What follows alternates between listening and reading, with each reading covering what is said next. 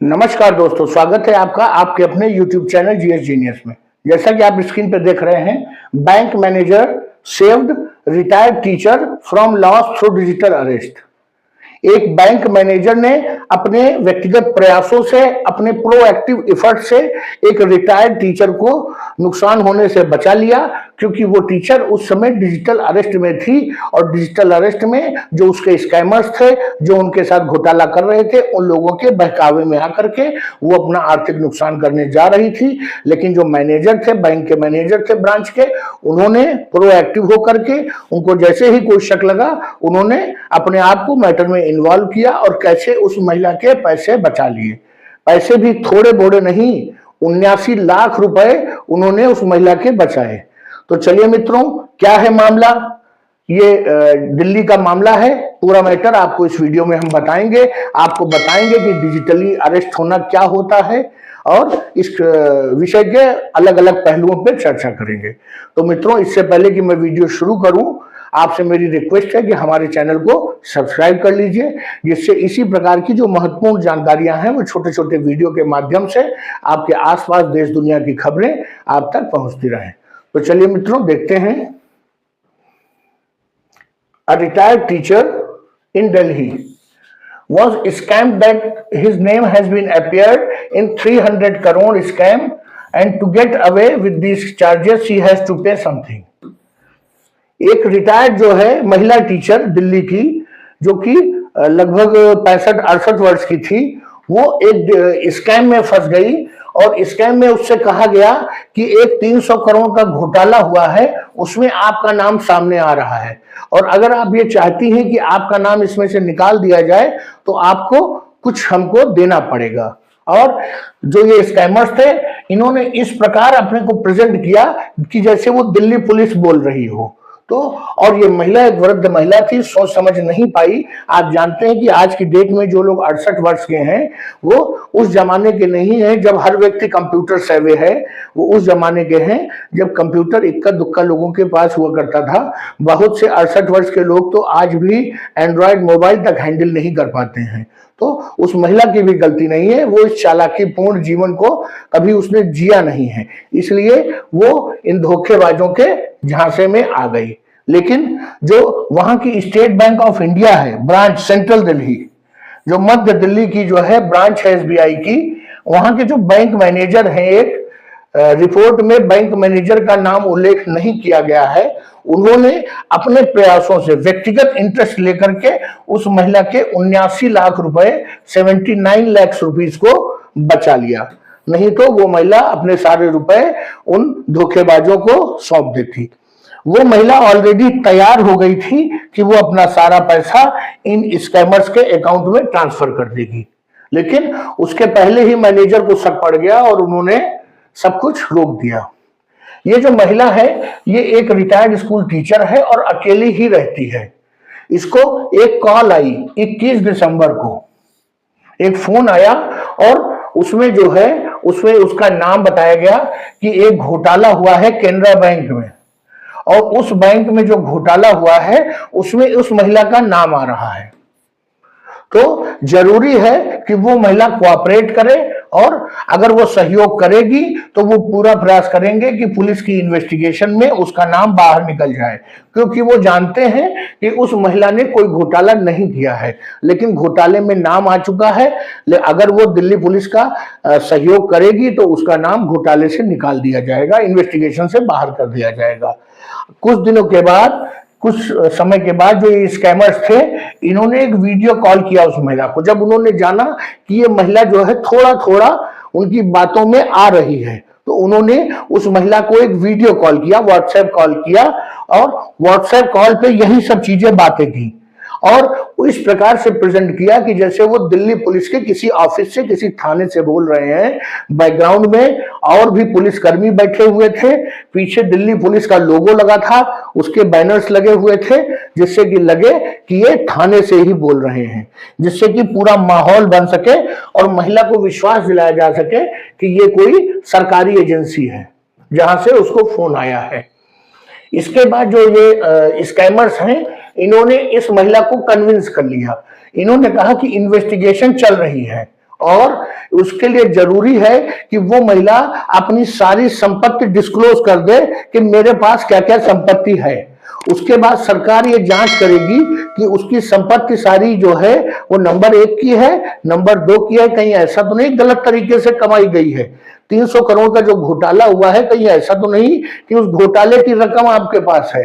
तो इसलिए जरूरी है कि आप अपनी सारी संपत्ति जो है डिस्क्लोज कर दें। उसके बाद हम आपका सहयोग करेंगे और हम जानते हैं कि आप टीचर हैं रिटायर्ड, आपके पास कोई भी घोटाले की संपत्ति नहीं है, इसलिए हम आपका सहयोग करेंगे, आपको घोटाले से बाहर कर देंगे, लेकिन आपको अपनी संपत्ति डिस्क्लोज तब भी करनी पड़ेगी। तो उस महिला ने संपत्ति अपनी डिस्क्लोज कर दी, बता दिया मेरे पास इतना नगद है, इतना सेविंग अकाउंट में है, इतना एफडी है, इतना म्यूचुअल फंड है, ये सब उनको बता दिया। इससे स्कैमर्स को लगा कि ये और भी ज्यादा कन्विंस होती जा रही है। अब इसके बाद क्या हुआ कि ये उसने कहा कि उसको जो है अपने सारे बैंक अकाउंट बताने पड़ेंगे, और एक बार जब सब पूरा बता दिया उसने, तो उन्होंने कहा कि ये जितना पैसा आपका है इसको आप पहले एक गवर्नमेंट के खाते में ट्रांसफर करेंगी, फिर हम पैसे को स्कैन करेंगे कि ये किस मीन्स से आया है आपके पास। जब हम कंफर्म हो जाएंगे कि ये पैसा सही रास्तों से आपने कमाया है तो ये सारा पैसा हम आपको वापस कर देंगे, और जितने दिन आपका पैसा सरकारी खाते में रहेगा उस पर 4% आपको ब्याज मिलेगा। अब यहां से उस महिला का विश्वास और बढ़ गया कि सरकार पैसा ले रही है और वापस कर देगी, चूंकि हमारा पैसा उनके पास पड़ा रहेगा, हो सकता है 6 महीना लग जाए, हो सकता है साल भर लग जाए, तो 4% ब्याज वो हमको भी देंगे। ये सब इन तरीकों से उन्होंने उस महिला को भरोसा उसका जीत लिया। अब ये 21 तारीख की कॉल आई थी, तो 21, 22, 23, 24 उनको इस महिला को कन्विंस करने में लग गया। 24 तारीख को ये महिला जो है वो स्टेट बैंक ऑफ इंडिया के ब्रांच जाती है और मैनेजर से कहती है कि हमको अपने खाते से 20 लाख रुपए एक दूसरे खाते में ट्रांसफर करना है। ये पैसा इसका फिक्स डिपॉजिट का पैसा था। तो ये जो खाता उसने बताया जिस खाते में ट्रांसफर करना था वो गुजरात का था।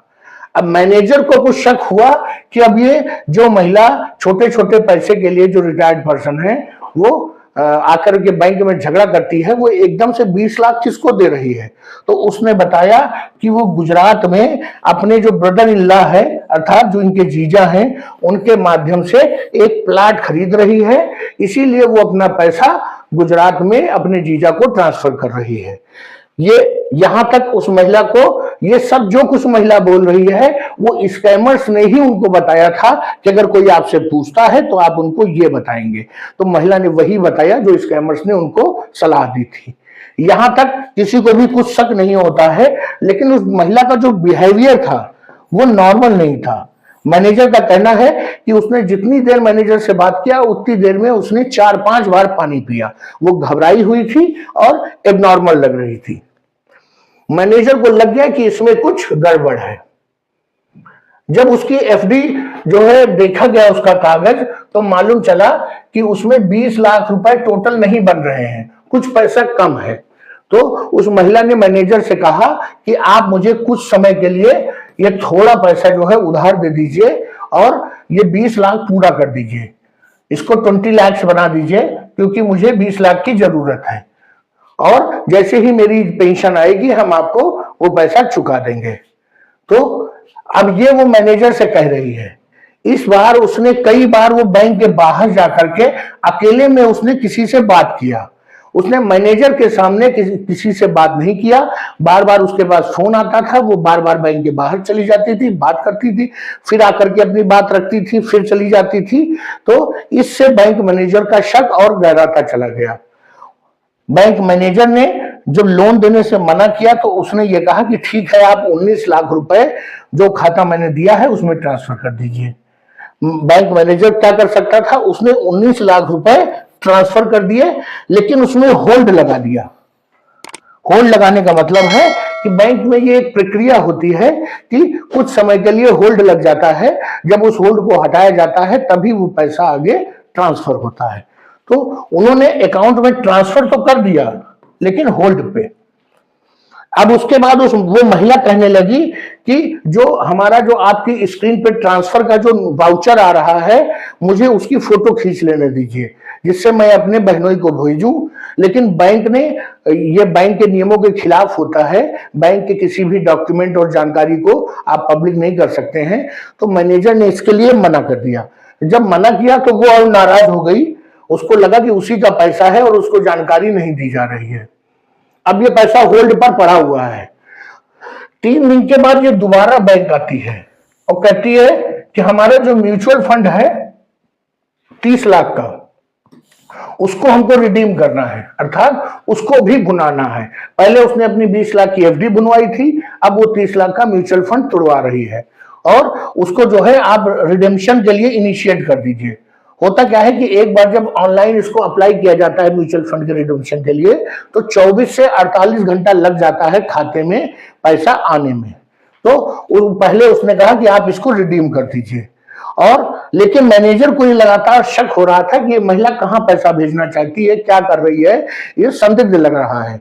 उसने बैंक के सभी एम्प्लॉय से कह दिया कि अगर किसी दिन मैं अनुपस्थित रहता हूं, छुट्टी पे रहता हूं या बाहर रहता हूं बैंक के काम से, तो आप इस महिला का पैसा ट्रांसफर नहीं करेंगे।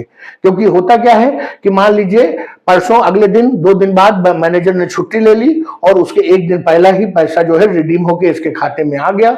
ये बैंक जैसे मैसेज आएगा फोन पे, वैसे ये ब्रांच आएगी और कहेगी कि XYZ खाते में हमारा पैसा भेज दीजिए।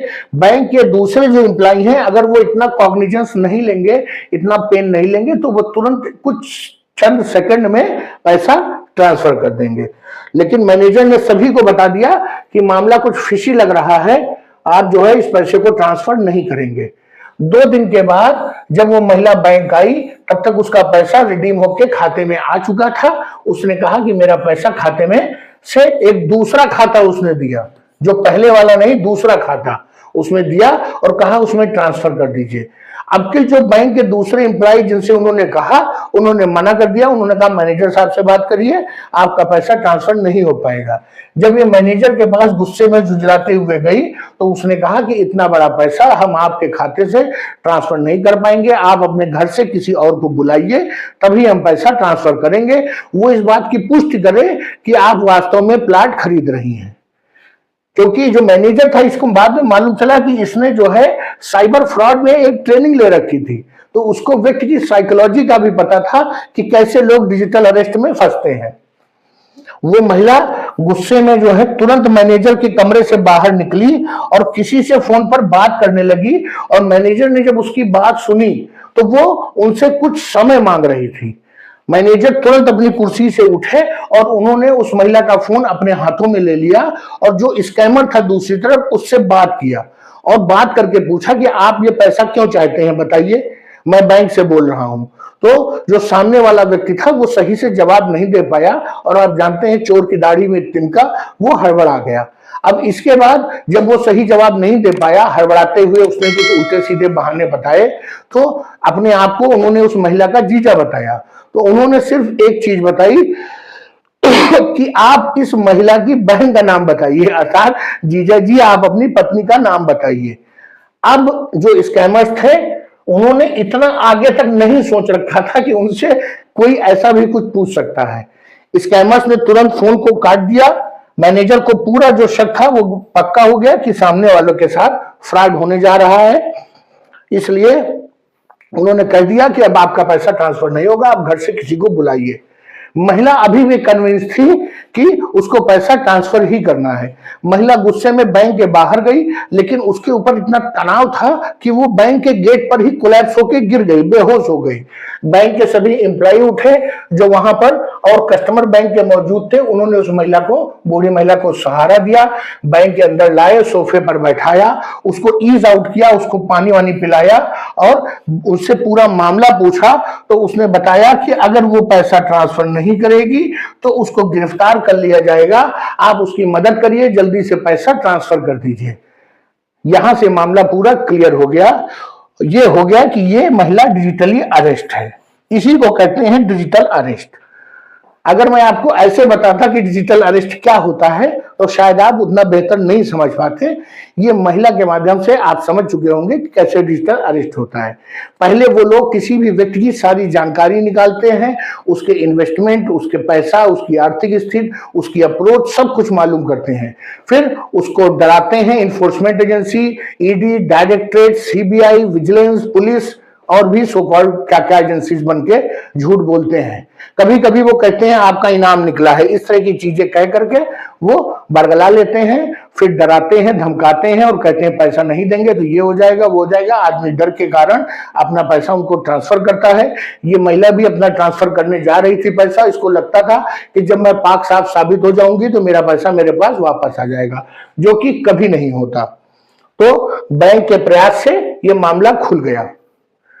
जो बैंक के एम्प्लॉय हैं उन्होंने तुरंत उनके जो दामाद हैं उनको फोन किया, बैंक बुलवाया।